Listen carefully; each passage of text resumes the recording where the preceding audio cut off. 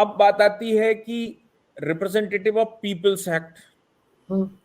तो representative of people act में ये प्रावधान है कि कोई भी पॉलिटिकल पार्टी, मैं इसलिए ये कह रहा हूं क्योंकि जो ये आरोप लगा रहे थे वो वहां से क्लियर हो, कोई भी फंड जो किसी पॉलिटिकल पार्टी का हो वो टैक्सेबल नहीं है,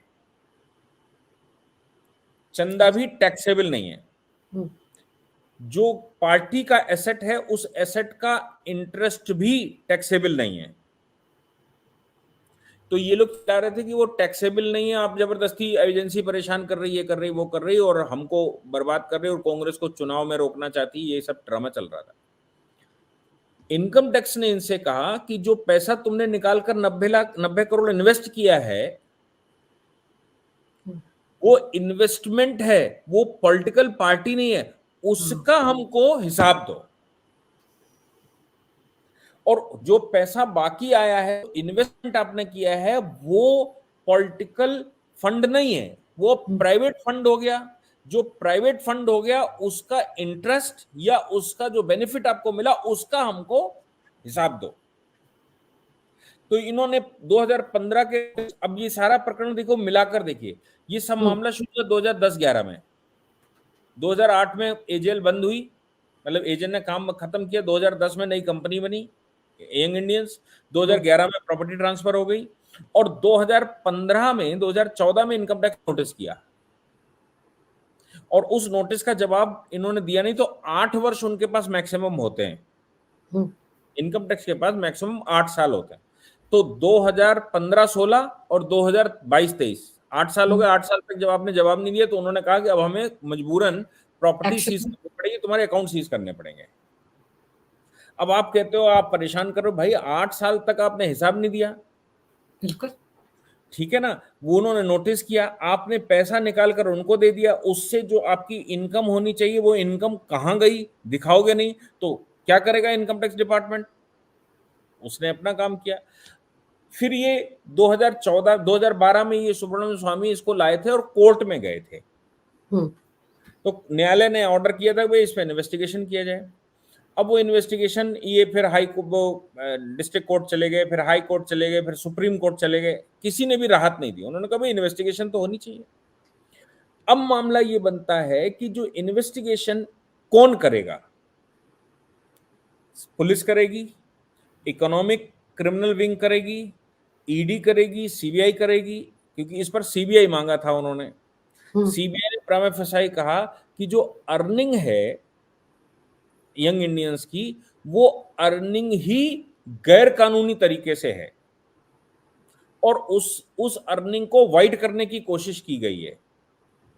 तो दोनों मामले बनते हैं, यानी कि रॉन्ग मेथड से अर्निंग, करप्शन से अर्निंग और वाइड बनाना, तो ईडी का मामला बन गया। तो मामला ईडी के पास गया। अब ये कहते हैं ईडी परेशान कर रही है। भाई ईडी तो सबसे आखिरी स्टेप पर आई, बिल्कुल जब सब कुछ खुल गया तब ईडी आई।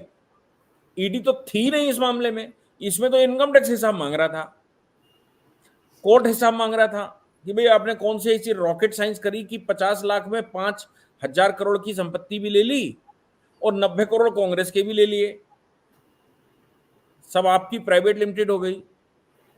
अब ये अलग बात है कि राहुल गांधी और सोनिया गांधी को ये लग रहा हो उस समय कि भाई अब कांग्रेस भविष्य तो खत्म हो गया, तो ये प्रॉपर्टी कम से कम अपनी बना लो, इससे बाल बच्चे पल जाएंगे। अब बाल बच्चों की बात जहां तक आती है तो फिर राहुल गांधी के बाल बच्चे ढूंढने पड़ेंगे। तो ये कहां जाएगी संपत्ति, कौन इसका उत्तराधिकारी कौन है। तो राहुल गांधी के बच्चे बच्चे ढूंढने पड़ेंगे, कहां विदेशों देशों में है, वो कब क्लेम करेंगे, क्या करेंगे। लेकिन सवाल यहां पर यही है कि आपने पूरे स्वतंत्रता के आंदोलन को धत्ता बता दी, पूरे देश के लोगों को धत्ता बता दी, कांग्रेस पूरी पार्टी को धत्ता बता दी और आप 5,000 करोड़ की संपत्ति के वारिस हो गए बैठे बिठाए किसी कानूनी पहलू के। और बिना और कुछ किए अपने मतलब घर के अंदर ही सारा खेल रचा गया।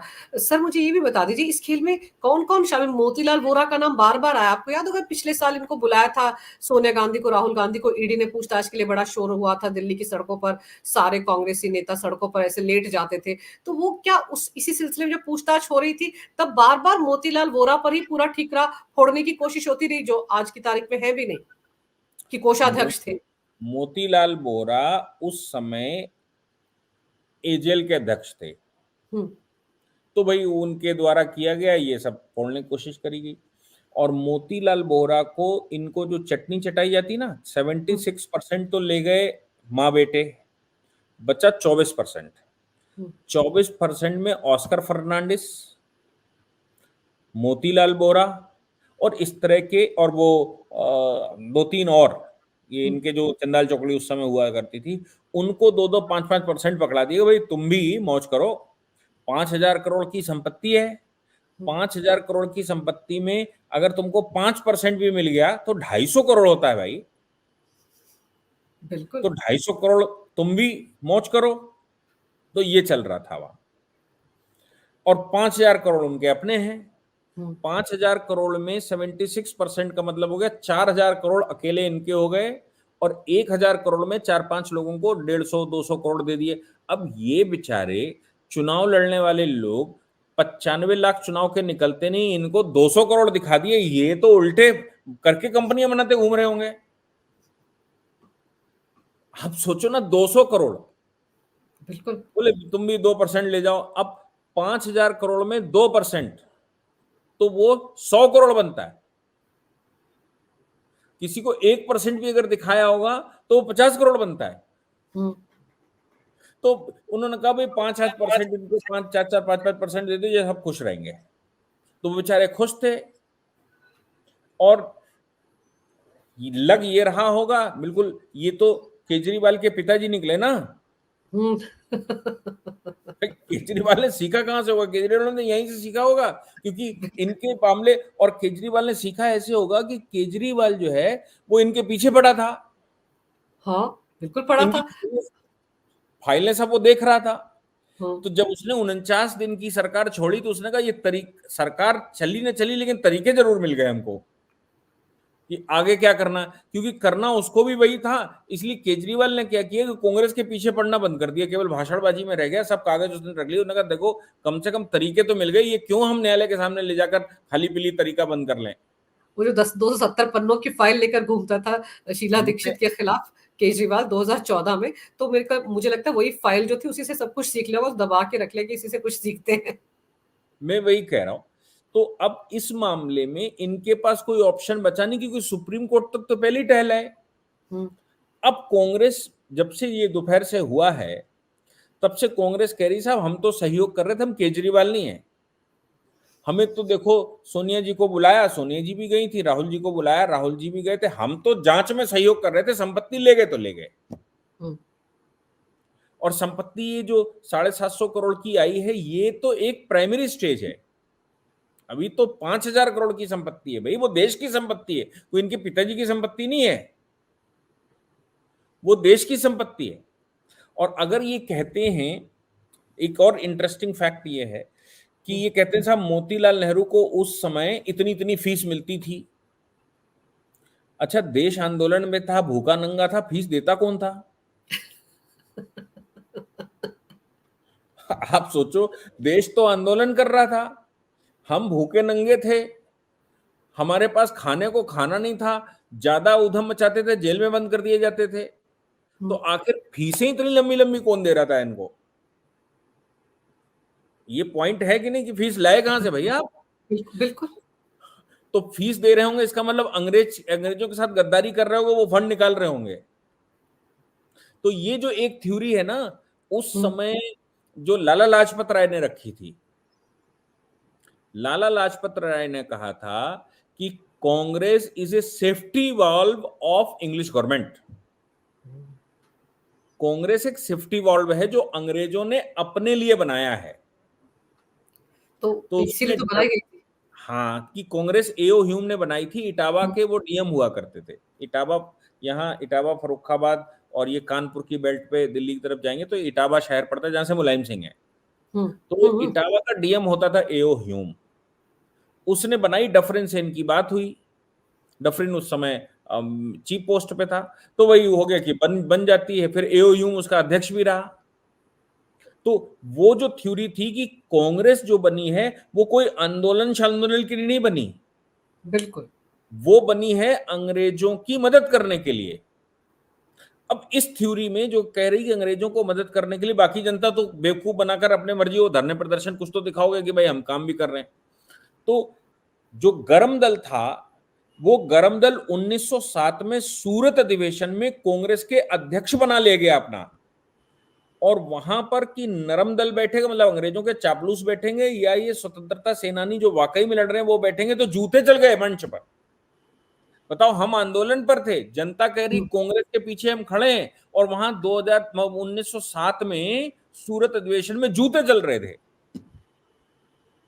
किस बात के जूते चल रहे थे? कि बाल गंगाधर तिलक नहीं आने चाहिए, जो गरम दल के हैं।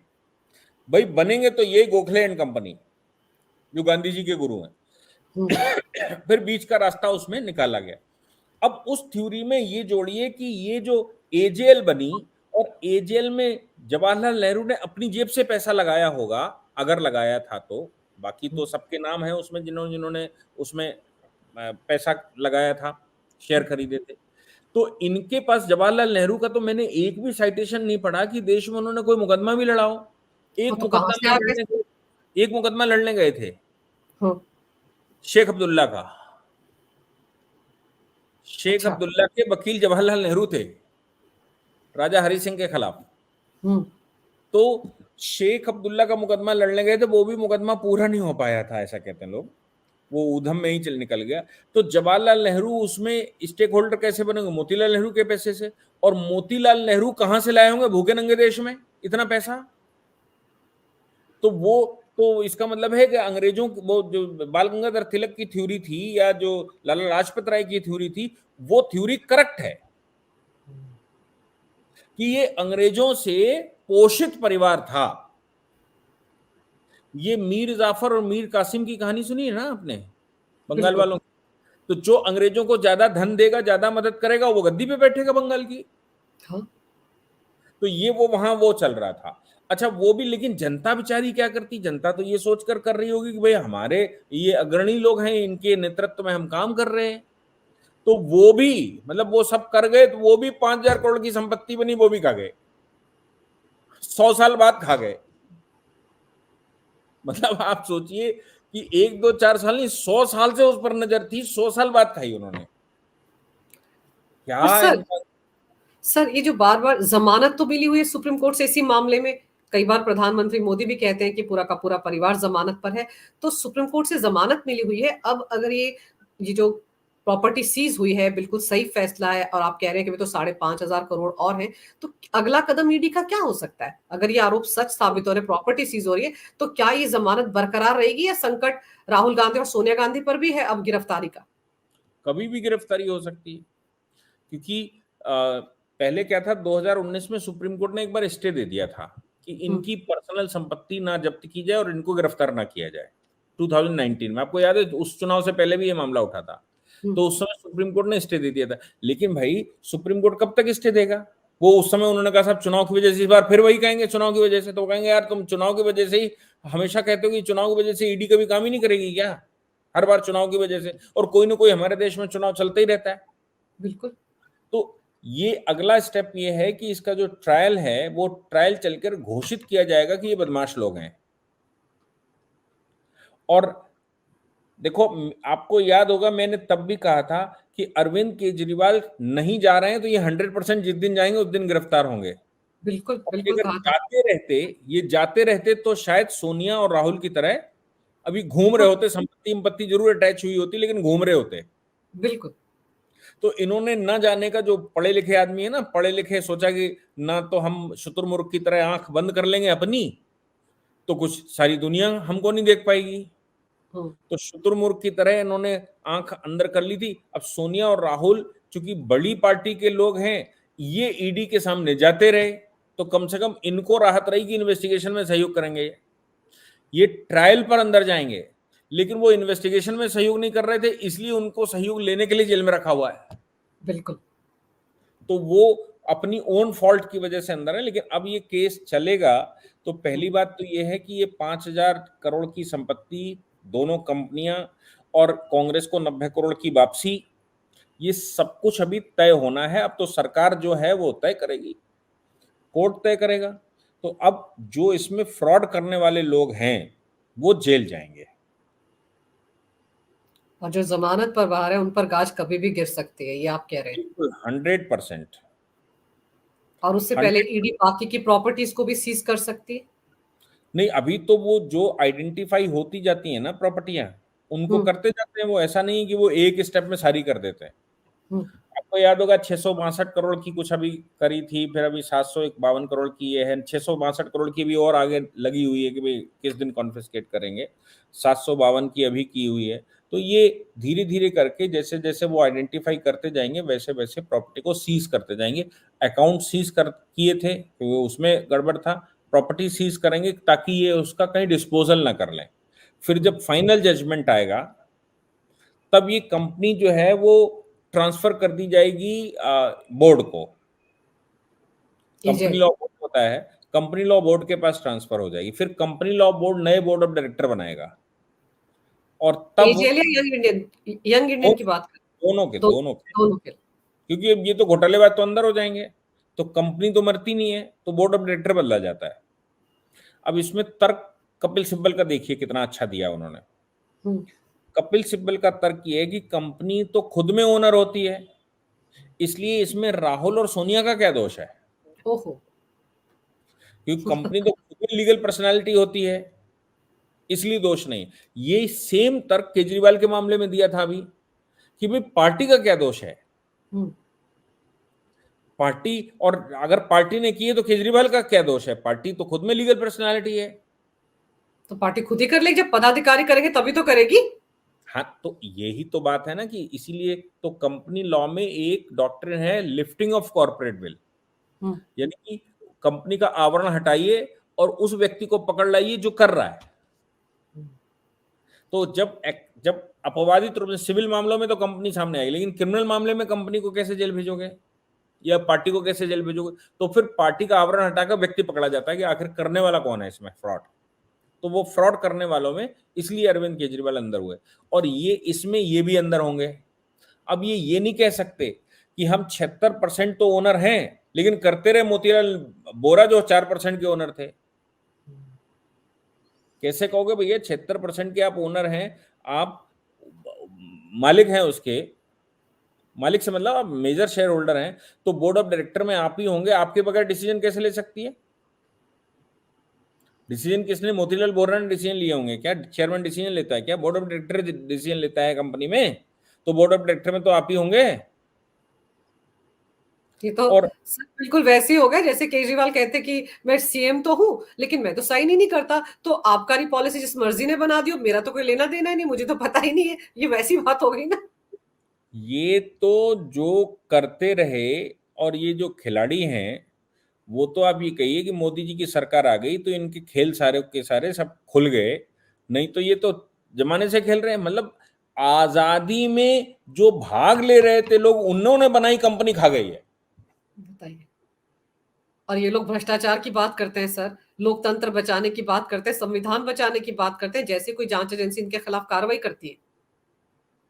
हाँ हाँ, तो जवाब देना। आज तो कांग्रेस का कोई प्रवक्ता बोल ही नहीं पा रहा, बस एक ही बात बोल रहे, हमने तो सहयोग किया, हमने तो सहयोग किया, हमने तो सहयोग किया। हम केजरीवाल थोड़ी ना, हम तो सहयोगी लोग हैं। ये नहीं बता रहे भ्रष्टाचार किया, कह रहे सहयोग किया तभी तो ये बंद हो पाई, सहयोग ना करते तो फंसी होती मामला। लेकिन और सर ये भी नहीं बता रहे कि हम बेल पर बाहर हैं। वो तो नहीं बताते सर। और दूसरा ये कि टाइमिंग बड़ी खतरनाक है, चुनाव से एन पहले ये सब खुलासे अगर हो रहे हैं। और अब क्योंकि सर एक तो सोशल मीडिया है तो लोगों को समझ में भी आता है कि असलियत में कहानी क्या है नेशनल हेराल्ड की। टीवी चैनल्स पर अगर आप देखोगे तो सरसरी बात करके लोग निकल जाते हैं, लेकिन आपने जिस विस्तार से लोगों को समझाया, जितनी सरल भाषा में समझाया, मुझे लगता है कि ऐसा कोई नहीं समझा पाता। और ऐसे में लोगों को पता चलता है कि क्या खेल कांग्रेस खेलती आ रही है। वरना वो तो लोकतंत्र बचाओ, भ्रष्टाचार, इसी की बातें करते रहते हैं और खुद को बिल्कुल पाक साफ बताते हैं, लेकिन खुद किस कदर दलदल में फंसे हुई है कांग्रेस के ये परिवार जो है, आला कमान जो है, वो सब दिख रहा है आपकी आज की तारीख में। बिल्कुल सही है। मैं तो कह रहा हूं ना, 100 साल बाद प्रहार किया, आप सोचो। तो 100 साल बाद प्रहार किया, तो अगले 100 साल तक ये क्या परिवार में जो बच्चे सुच्चे पैदा होंगे, ये कुछ छोड़ेंगे कि नहीं छोड़ेंगे? लेकिन सर हम ये कह सकते हैं कि कानून के हाथ लंबे होते हैं, देर आए दुरुस्त आए, लेकिन आखिरकार मोदी सरकार के राज में कम से कम ये तो हुआ कि इतने सालों से, मतलब सदियों से, दशकों से चला आ रहा भ्रष्टाचार जो है वो उजागर तो हुआ है। और फिर जाहिर सी बात है, अब देखना दिलचस्प होगा कि कब क्या कार्रवाई होती है, लेकिन इतना जरूर है कि तलवार तो गिरफ्तारी की अब लटक रही है राहुल गांधी और सोनिया गांधी पर। सर आपने इस मामले पर विस्तार से जानकारी दी मेरे दर्शकों को, इसके लिए आपका बहुत बहुत धन्यवाद। नमस्कार। नमस्कार।